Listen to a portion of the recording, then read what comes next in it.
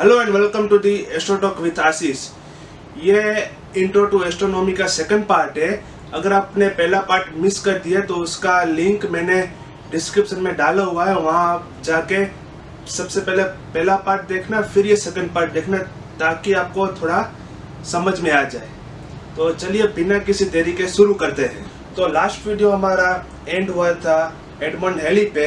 अब आते हैं हम इस फील्ड के सुपर हीरो जिसने इस फिल्म में क्रांति ला दी। तो तालियों के साथ स्वागत कीजिए अल्बर्ट आइंस्टाइन का। तालियां। अब आप सोच रहे होंगे कि न्यूटन सिर्फ हीरो और अल्बर्ट आइंस्टाइन सुपर हीरो, ऐसा क्यों? तो रुकिए मैं आपको समझाता हूँ। न्यूटन जी ने जो फॉर्मूला खोजी थी लॉ ऑफ ग्रेविटेशन, वो फॉर्मूला सिर्फ और सिर्फ हमारे सोलर सिस्टम पे ही लागू हो पा रही है, पर जब बात आती है डीप स्पेस की तब न्यूटन्स की सारी फॉर्मूला फेल हो जाती है और सिर्फ एक भाई साहब की ही फॉर्मूला चलती है, और वो है अल्बर्ट आइंस्टाइन। आप यूं भी कह सकते हैं कि पूरे यूनिवर्स में अल्बर्ट आइंस्टाइन के फॉर्मूले का दबदबा चल रहा है। वो कैसे, वो भी मैं आपको आगे बताऊंगा। इस बात की थोड़ी गहराई में जाते हैं। आइजैक न्यूटन के मुताबिक ग्रेविटी यानी मैटर का एक अंदरूनी नेचर, आइजैक न्यूटन ने यह मान लिया था कि जो ग्रेविटी है वो मैटर का एक अंदरूनी नेचर है, पर अल्बर्ट आइंस्टाइन को यह बात जरा सी हजम नहीं हुई। इसलिए 1915 में अल्बर्ट आइंस्टाइन ने एक थियरी पेश की जिसका नाम जनरल थ्योरी ऑफ रिलेटिविटी है, और उस थियरी के मुताबिक अल्बर्ट आइंस्टाइन ये कहना चाहते थे कि ग्रेविटी मतलब स्पेस फैब्रिक में मैटर की वजह से पड़ा हुआ एक डेंट यानी कि खड्डा।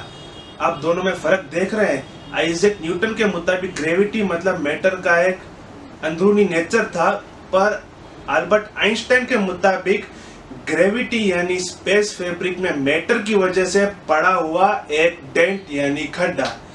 लेकिन भाई साहब, इस साइंस की फील्ड में प्रूफ के सिवा तो हमारी थियरी एक्सेप्ट ही नहीं होती है, तो प्रूफ तो चाहिए ही। तो आइंस्टाइन की थियरी सही है, इसका पहला प्रूफ मिला 1990 में एक सोलर एक्लिप्स यानी कि सूर्य ग्रहण में। सोलर एक्लिप्स तो आपको पता ही होगा। अरे अपना सूर्य ग्रहण में टोटल 3 कैरेक्टर्स होते हैं, सूर्य, चंद्र और पृथ्वी और सूर्य के बीच में चंद्र आता है तो उसे सूर्य ग्रहण कहते हैं। यह है स्वीट और सिंपल एक्सप्लेनेशन सूर्य ग्रहण का। लेकिन भाई साहब, इसमें चौथा कैरेक्टर भी उस वक्त आया था 1990 में, एक दूर का तारा। तब दूर का तारा सीधी लाइन में ही था उस वक्त, जैसे सूर्य, चंद्र, पृथ्वी, फिर सूर्य के सामने की साइड एक और तारा भी था। बस दी एंड, स्टोरी खत्म। अरे भाई मजाक कर रहा हूँ। अभी मैं आपको एक इमेज के जरिए पूरा एक्सप्लेन करूँगा कि उस वक्त हुआ क्या था। देखो, उस वक्त सूर्य ग्रहण लग गया था, फिर सूर्य के पीछे सीधी लाइन में एक तारा था। वो तारे की लाइट सूर्य की ओर ट्रैवल कर रही थी, लेकिन सूर्य स्पेस फैब्रिक में डेंट करके बैठा हुआ था। इस वजह से फोटोन मतलब लाइट रेस वहाँ पे कर्व की वजह से उसका पाथ थोड़ा चेंज हो गया। तो आप इस इमेज में देख ही सकते हैं कि जो स्टार सन के पीछे था वो स्टार सन के थोड़ा राइट साइड में नज़र आ रहा है। अगर हम पृथ्वी से उस स्टार को देखें तो हमको राइट साइड नज़र आएगा। क्यों? क्योंकि सूर्य के स्पेस फैब्रिक में डेंट की वजह से लाइट रेस का पाथ चेंज हो जाता है हल्का। इस वजह से हमें जो स्टार एक्चुअल पोजीशन में जहाँ होता है वहाँ नहीं दिखता है, उसका एक दूसरा इमेज दिखता है। इस इमेज में आपको वो सही तरीके से पूरा समझ में आ जाएगा। ये था पहला प्रूफ, सूर्य ग्रहण। अब हम चलते हैं दूसरे प्रूफ की ओर, जो कुछ सालों बाद नासा का भेजा हुआ एक मंगलयान, जब वो मंगलयान मंगल पे था तो वहाँ से उस मंगलयान ने इलेक्ट्रोमैग्नेटिक संदेश अर्थ को भेजा। अब उस वक्त सिचुएशन कैसी थी मैं आपको समझाता हूँ। यहाँ है मंगल, यहाँ है हमारा सूर्य और यहाँ है पृथ्वी। बराबर। तो मंगलयान यहाँ पे है मंगल पे, तो वहां से उसने संदेशा भेजा। और यहाँ पे सूरज और अल्बर्ट आइंस्टाइन के मुताबिक ग्रेविटेशन यानी के मैटर की वजह से स्पेस फैब्रिक में पड़ा हुआ डेंट यानी खड्डा, तो इलेक्ट्रोमैग्नेटिक संदेश को सूर्य के स्पेस फैब्रिक में पड़े हुए डेंट में से होकर गुजरना पड़ा।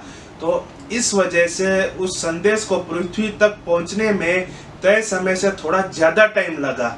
यह था सेकंड प्रूफ। इसका मतलब ये कि ग्रेविटेशन की हाजिरी में, ग्रेविटी की हाजिरी में टाइम स्लो हो रहा था। यह था सेकंड प्रूफ, यानी कि अल्बर्ट आइंस्टाइन की जनरल थियरी ऑफ रिलेटिविटी सही थी। वैसे ही टाइम स्लो होता है। यह था मेन निचोड़ अल्बर्ट आइंस्टाइन की दूसरी थियरी का, स्पेशल थियरी ऑफ रिलेटिविटी। अब हम चलते हैं 4 अक्टूबर 1957 में लॉन्च हुआ एक सैटेलाइट जिसका नाम स्पुतनिक 1 था। स्पुतनिक 1 को अर्थ की ऑर्बिट में चढ़ाया गया, तब उसकी स्पीड थी 28,565 किलोमीटर पर आवर की। लेकिन यहाँ पर हम अज्यूम कर लेते हैं, अगर स्पुतनिक 1 सैटेलाइट की हम स्पीड रखें 72,000 किलोमीटर पर आवर की, और उसी सैटेलाइट को हम हमारे नजदीकी तारे प्रोक्सिमा सेंचुरी की ओर भेजे, तो वहां तक जाने में इस सैटेलाइट को कितने साल लगेंगे। और यहाँ पे मैं आपको एक बात क्लियर कर दूं कि प्रोक्सिमा सेंचुरी जो हमारे अर्थ से 4.3 लाइट ईयर्स की दूरी पे है, तो जवाब निकल के ये आता है कि उस सैटेलाइट को 65,000 साल लग जाए वहां तक पहुंचने में, और स्पीड उसकी 72,000 किलोमीटर पर आवर की।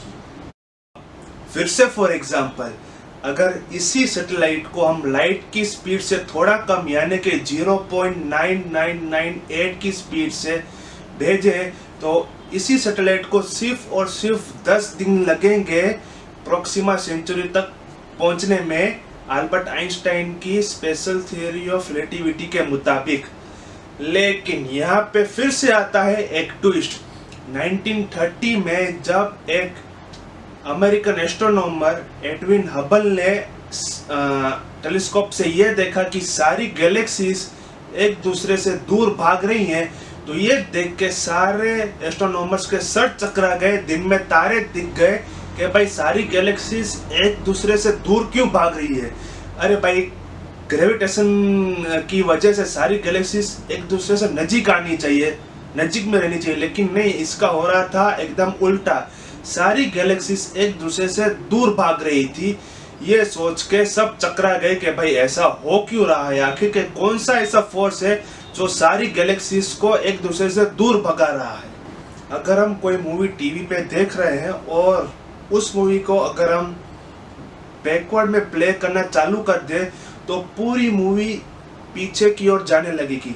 बिल्कुल ऐसे ही यूनिवर्स को अगर हम बैकवर्ड रिवर्स में प्ले करें, तो जो गैलेक्सीज दूर जा रही है वो गैलेक्सीज पास आना चालू हो जाएंगी, फिर पास आके एक सिंगल पॉइंट में सब कुछ समा जाएगा। इसका मतलब समझे आप, इस सिंगल पॉइंट में से ही पूरे यूनिवर्स का जन्म हुआ है। इस सिंगल पॉइंट को एस्ट्रोनॉमी की लैंग्वेज में कहते हैं कॉस्मिक एग, और जिस प्रोसेस से जन्म हुआ है उस प्रोसेस का नाम दिया गया है बिग बैंग। यानी कि इस कॉस्मिक एग में से बिग बैंग हुआ, फिर जाके ये पूरा यूनिवर्स का जन्म हुआ। अब चलो थियरी तो बना ली कि cosmic egg and big bang, ऐसा थियरी तो बना ली, लेकिन भाई साहब इस फील्ड में प्रूफ के सिवा तो काम चलते ही नहीं है, साबित तो करना ही पड़ेगा। इसलिए 1964 में आर्नो और रॉबर्ट विल्स नाम के दो अमेरिकन एस्ट्रोनॉमर्स ने ये थियरी को सच प्रूफ करके दिखाया। जैसे चलिए फिर से फॉर एग्जांपल, अगर हम चूल्हे के ऊपर खाना बना रहे हैं और आधे घंटे बाद अगर हम उस चूल्हे पे हाथ रखते हैं, तो वो चूल्हा हमको हल्का हल्का सा थोड़ा गर्म लगता है। इससे हम ये अंदाज लगा पाते हैं कि थोड़ी देर पहले वो चूल्हा जल रहा था। बिल्कुल वैसे ही इन दो एस्ट्रोनॉमर्स ने पूरे यूनिवर्स का टेम्परेचर मेजर किया, और टेम्परेचर मेजर करके वो ये पता लगा कि यूनिवर्स का टेम्परेचर धीरे धीरे घट रहा है। इसका मतलब कि पास में इसका टेम्परेचर ज़्यादा था। टेम्परेचर ज़्यादा इसका मतलब के सारी गैलेक्सियां नजदीक हुआ करती थी। इसका यह मतलब के कॉस्मिक एग में से ही पूरा यूनिवर्स का जन्म हुआ है। लेकिन ये किस्सा यहीं पे खत्म नहीं होता है। सवाल नंबर 1, अगर यूनिवर्स बिग बैंग से जन्म हुआ है तो यूनिवर्स का एंड कैसे होगा? सवाल नंबर 2, अगर यूनिवर्स का स्टार्टिंग पॉइंट भी है तो यूनिवर्स का क्या एंडिंग पॉइंट भी है? सवाल नंबर 3, अगर यूनिवर्स का एंडिंग पॉइंट है तो किस टाइप का है, वहां पे क्या क्या होगा? सोचो सोचो।